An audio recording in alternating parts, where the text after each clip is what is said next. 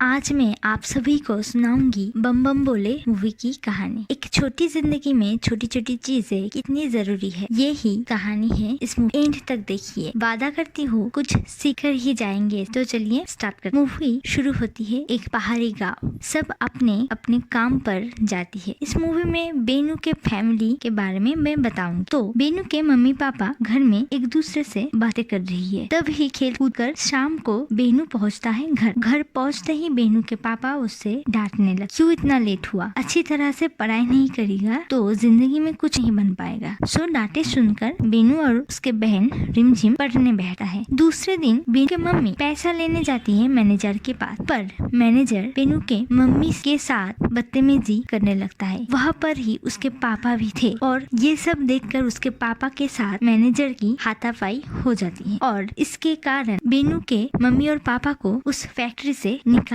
दी जाती है। बेनू के पापा बेनू को बाजार से कुछ सामान ले आने के लिए बोलता है, पर बेनू बोलता है वो पैसा मांगता है, पापा पैसा के बिना वो सामान नहीं देगा। बेनू की बहन रिमझिम उसके पापा को अपनी पुरानी सैंडल को ठीक कराने के लिए बोलती है, तो बेनू रिमझिम की सैंडल भी ले जाती है ठीक कराने। सैंडल सिलवा कर सब्जी लेकर बेनू पहुंचता है सामान लेने दुकान पर। दुकानदार तो किसी भी हालत पर उसे सामान नहीं देगा। बेनू उसे विनती करता है, बोलता है काका इस बार लास्ट है, इस बार सामान दे दो, पापा अगले हफ्ते ही काम मिलने के बाद आपके सारी उधार चुका देगा। ये सब विनती सुनकर दुकानदार 2 किलो चावल उसे दे देता है। पर अब आती है बेनू के ऊपर आफत। बेनू दुकान के सामने रिमझिम की सैंडल रखकर अंदर गया था और आने के बाद वहाँ पर सैंडल नहीं था, क्योंकि वो सैंडल कचरे वाला आकर ले गए थे कचरे समझकर। दौड़ते दौड़ते बेनू पहुंचता है घर। रिमझिम कहने लगता है भैया मेरे सैंडल ले आए,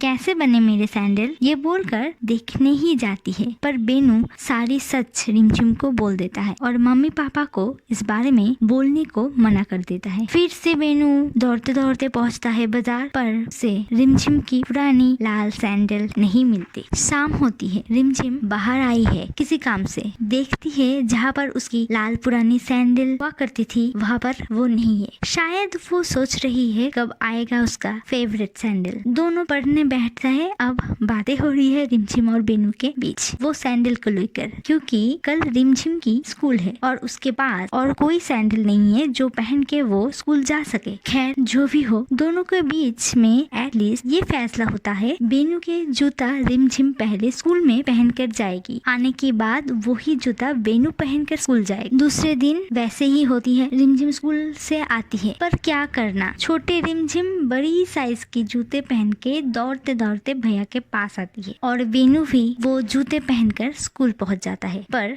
लेट। बेनू के क्लास में एक लड़का था जो था मन्नू। वो रोज लेट आता है और रोज अपने साथ एक नई कहानी भी लेकर आती है। आज भी है। आज की कहानी है मन्नू के पापा कीचड़ में गिर गए थे। पापा को कीचड़ से निकालने के बाद पापा के धोती धोकर आयरन करके पापा को पहना कर वो स्कूल आया है, इसीलिए मन्नू आज स्कूल आने से स्कूल में लेट है। दूसरे दिन रिमझिम स्कूल जाने के समय एक शॉप पर पिंक कलर की जूते देखती है। वो पिंक कलर की जूते रिमझिम को बहुत पसंद आई थी। इस तरफ बेनू मंदिर के बाहर पड़ी एक जूते ले आती है रिमझिम के लिए। उस दिन पापा को भी एक नई नौकरी मिली थी। रात में बेनू को एक सपना आती है। बेनू देखता है दुर्गा माँ बेनू को बोल रहा है, तू मेरे भक्त की जूते चुराया है, तुझे मैं दंड दूंगी। ये सपना देखकर बेनू तो बहुत डर जाता है और अगले दिन सुबह सुबह वो जूते लेकर मंदिर के सामने रख कर चला आता है। एक दिन रिमझिम वो जूते पहनकर आ रही थी और जूते बड़े होने के नाते पाँव से निकलकर गिर जाते हैं नाले में। तो एक इंसान उसके मदद कर देता है, तो एटलीस्ट वो उसके भैया के पास आती है। अब रिमझिम भैया के पास आती है, बहुत रूठ जाती है और ये बोलती है तुम मेरी सैंडल लेकर दे, नहीं तो मैं मम्मी पापा को बोल दूंगी कि तूने मेरे जूते खो दिए हैं। बेनू बोलता है मैं पापा के मार से नहीं डरता, उनके पास अभी नौकरी नहीं है तो कहाँ से लेकर देगा तुझे एक नई सैंडल। आज बेनू बहुत लेट था स्कूल में और इस वजह से स्कूल में भी बहुत डांट खाता है। अब अचानक बेनू के पापा को पुलिस पकड़कर ले जाती है, क्योंकि याद है मैनेजर के साथ बेनू के पापा का हाथापाई हुआ था।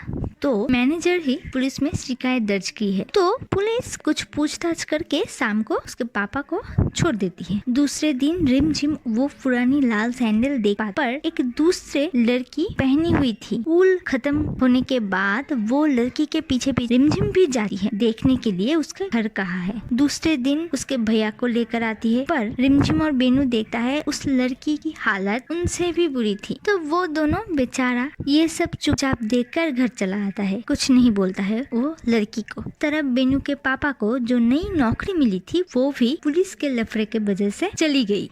इस कारण उसके पापा अंदर से बहुत टूट पड़े थे। मंदिर के पुजारी पापा को कुछ सामान देता है ताकि वो माली का काम कर सके। अब पापा बेनू को लेकर शहर आता है। अगर गार्डनिंग की कोई काम मिल जाए तो वो कर लेंगे। पहले तो एक बार फेल हुए, दूसरे बार भी फेल हुए, पर तीसरी बार काम मांगने से उनको एक काम मिल जाता है। पापा तो आज बड़ी खुश है क्योंकि आज बहुत पैसा इनकम हुई है। पापा बेनू आ रहा है, ऐसे ही करके अगर चलता रहा तो हम बहुत जल्दी अमीर हो जाएंगे, फिर हम एक नई घर खरीद लेंगे। ऐसे ही बातें करते करते आ रहा था, बस तभी ब्रेक फेल हो जाती है साइकिल का। एक दिन कमाई करके पाव वाव तुड़वा कर घर चला आता है पापा। बेनू के बुआ उनके पापा के पास आता है। बस तभी बुआ बड़ी बड़ी लेक्चर लेकर बैठ गई। उसके पति दवाई बांटने वाली काम करती है। पड़ोस में ही एक 10-12 साल का लड़का है, वो भी काम करता है। एक दिन 100-200 इनकम कर लेता है। ऐसे ही लेक्चर दे रही थी। अब ये बात ही बेनू के दिमाग में घुस जाता है। छोटे रिमझिम तो बुआ की नई सैंडल की तरफ देख रही है। अगले दिन बेनू बाजार में मूची के पास एक पुरानी सैंडल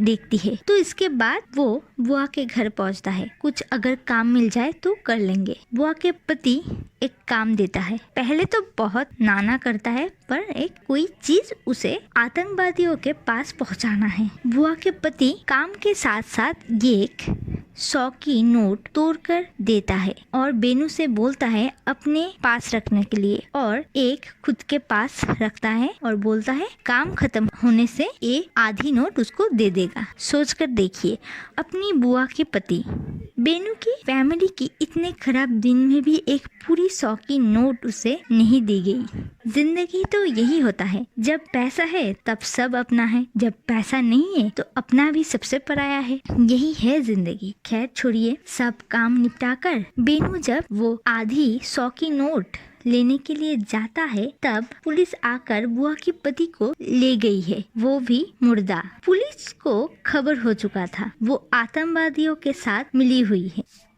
बेनू की बुआ को अब पुलिस लेकर गया जेल पर। उसके पापा को भी बुलाता है पूछताछ करने के लिए। अब पुलिस के पास कोई इन्फॉर्मेशन नहीं आती है क्योंकि ये सब चीज के बारे में बुआ और उसके पापा को कुछ नहीं मालूम था। बेनू के स्कूल में एक कंपटीशन था, दौड़ने की कंपटीशन। इसमें जो थर्ड आएगा उसको मिलेगा एक नई जूते। तो इस कारण वेनू कंपटीशन करने के लिए राजी होती है। वो भी कंपटीशन में भाग लेता है। रिमझिम को आकर ये बात बोलने से रिमझिम बोलती है अगर तू फर्स्ट आया तो। बेनू बोलता है नहीं रे, मैं थर्ड ही आऊंगा। पापा जब बुआ को लेकर आ जाने लगा तभी पुलिस पापा को रेशन कार्ड जमा करने के लिए बोलता है, क्योंकि पुलिस के पास एक काम है जो बेनू के पापा को देना चाहते हैं पुलिस, क्योंकि बेनू के पापा उसके खराब से खराब दिन में भी गलत संगत में नहीं गए। इसीलिए बोलते हैं अच्छी और सत्कर्म की फल मिलने में बाकी ही देर होती है, पर मिलता जरूर है। बेनू के पापा को नौकरी मिल गई, वो भी दुगना ज्यादा पैसे की। दूसरी ओर बेनू की आज कंपटीशन है। सभी अपने अपने तैयारी में बिजी, कोई पानी तो कोई हॉर्लिक्स खा के तैयार। पहले पहले तो बेनू बिल्कुल दौड़ नहीं पा रहा था, पर लास्ट में ऐसी दौड़ लगाता है कि वो थर्ड के जगह फर्स्ट चला आता है। सब तो बहुत खुश, पर बेनू नहीं, क्योंकि फर्स्ट आने से रिमझिम के लिए जूते नहीं मिलेगा। बेनू फर्स्ट आकर भी निराश होकर घर पहुंचता है, पर बेनू को ये नहीं पता था उसके पापा की नई नौकरी की एडवांस पैसे से दोनों के लिए ही नई जूते लेकर घर आ रहा है पापा। ये कहानी एक सुंदर से एंडिंग के साथ खत्म होती है।